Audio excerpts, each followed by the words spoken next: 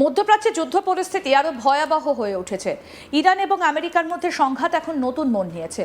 শুধু দুদেশের মধ্যে সীমাবদ্ধ না থেকে এই সংঘাতের প্রভাব ধীরে ধীরে ছড়িয়ে পড়ছে গোটা উপসাগরীয় অঞ্চলে। এবার সরাসরি কড়া হুঁশিয়ারি দিল ইরানের ইসলামিক রেভলিউশনারি গার্ড কর্পস অর্থাৎ IRGC। তাদের স্পষ্ট বার্তা, যেসব দেশ নিজেদের ভূখণ্ডে আমেরিকান সেনাবাহিনীকে ঘাঁটি তৈরি করতে দিয়েছে কিংবা সেই ঘাঁটি থেকে ইরানের বিরুদ্ধে হামলা চালানোর সুযোগ দিচ্ছে, তাদেরও এর ফল ভোগ করতে হবে। IRGC আরও জানিয়েছে, যদি কোনো দেশ যুক্তরাষ্ট্রকে তাদের ভূখণ্ড ব্যবহার করে ইরানের ওপর হামলা চালানোর সুযোগ দেয়, তাহলে সেই দেশও পাল্টা হামলার মুখে পড়তে পারে। ইরানের দাবি, যুদ্ধ শুধু তাদের দেশের বিরুদ্ধে নয়, বরং তাদের সার্বভৌমত্বের ওপর সরাসরি আঘাত। তাই যারা এই হামলায় সহযোগিতা করবে তাদেরও নিরাপদ ভাবার কোনো কারণ নেই।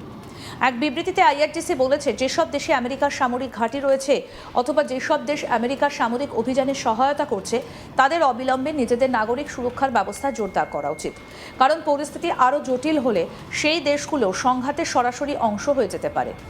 এই হুঁশিয়ারির কিছুক্ষণের মধ্যে সামনে আসে আরও একটা বড় খবর। শনিবার সকালে কুয়েতে একটা গুরুত্বপূর্ণ বিদ্যুৎ উৎপাদন এবং সমুদ্রের জল বিশুদ্ধ করে পানীয় জল তৈরির প্ল্যান্টে হামলা চালানো হয়েছে বলে খবর প্রকাশ্যে আসে।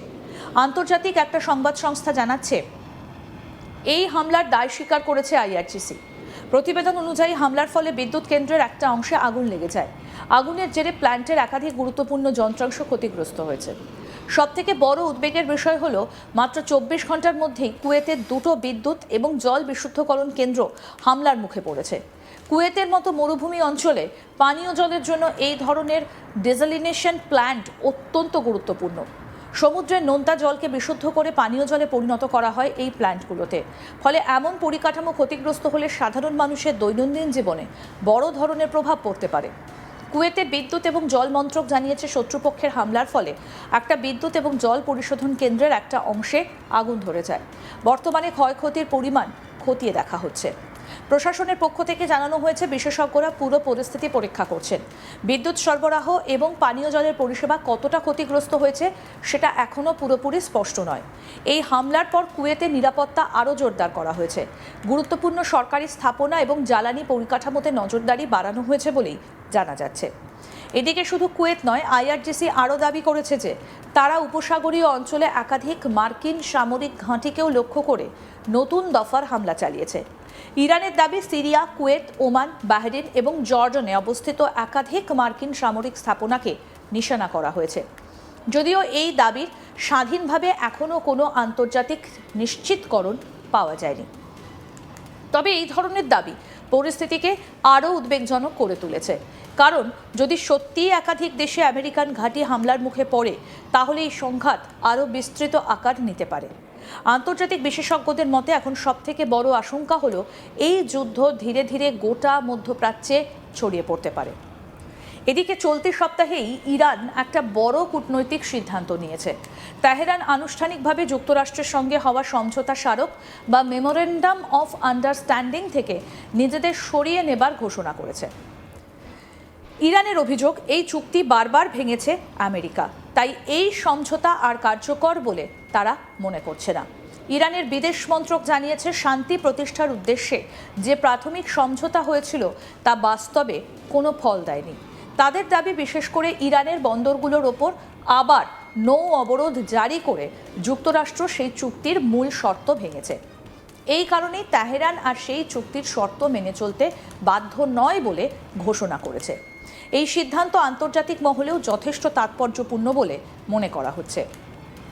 কারণ কয়েক সপ্তাহ আগেও মনে করা হচ্ছিল, কূটনৈতিক আলোচনার মাধ্যমে হয়তো যুদ্ধ পরিস্থিতি কিছুটা নিয়ন্ত্রণে আনা সম্ভব হবে।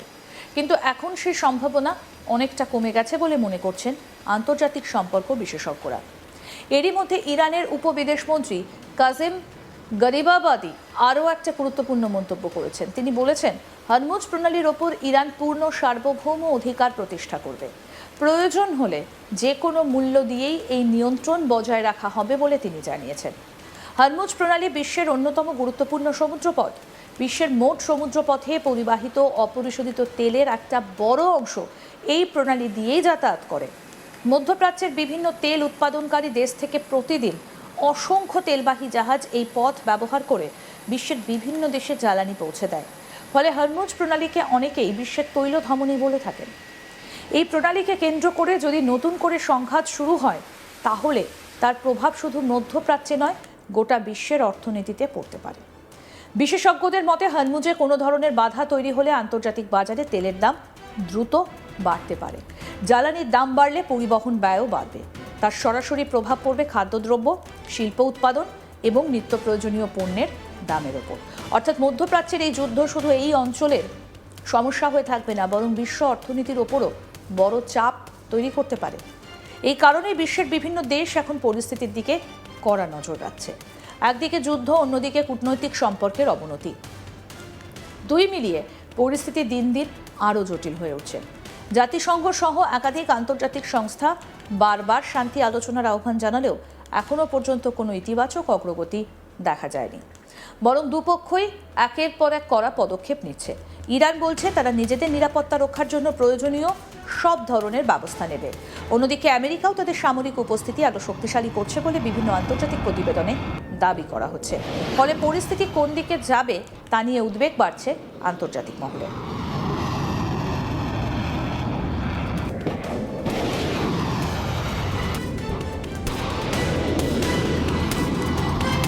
বিশেষ করে উপসাগরীয় দেশগুলো এখনও সবথেকে বেশি চাপে রয়েছে, কারণ একদিকে তাদের সঙ্গে যুক্তরাষ্ট্রের সামরিক সম্পর্ক রয়েছে, অন্যদিকে ভৌগোলিকভাবে তারা ইরানের খুব কাছাকাছি।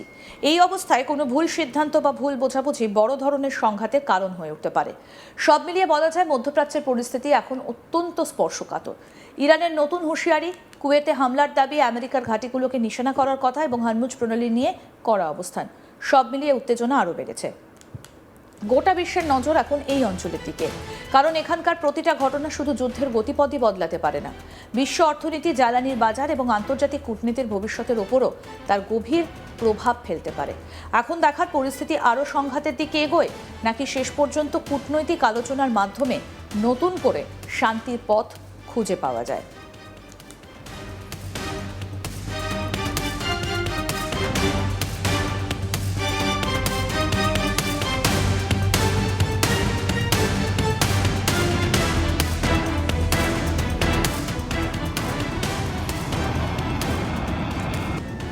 বিশ্বের মোট সমুদ্রপথে পরিবাহিত অপরিশোধিত তেলের একটা বড় অংশ এই হরমুজ প্রণালী দিয়ে যাতায়াত করে।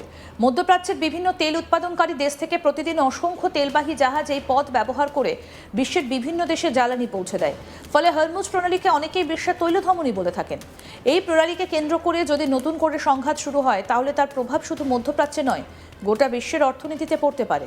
বিশেষজ্ঞদের মতে হরমুজে কোনো ধরনের বাধা তৈরি হলে আন্তর্জাতিক বাজারে তার যে একটা বড় প্রভাব পড়বে সেটা আর বলার অপেক্ষা রাখে না। আরও আপডেট পেতে দেখতে থাকুন আজ তাক বাংলা, সাবস্ক্রাইব করুন।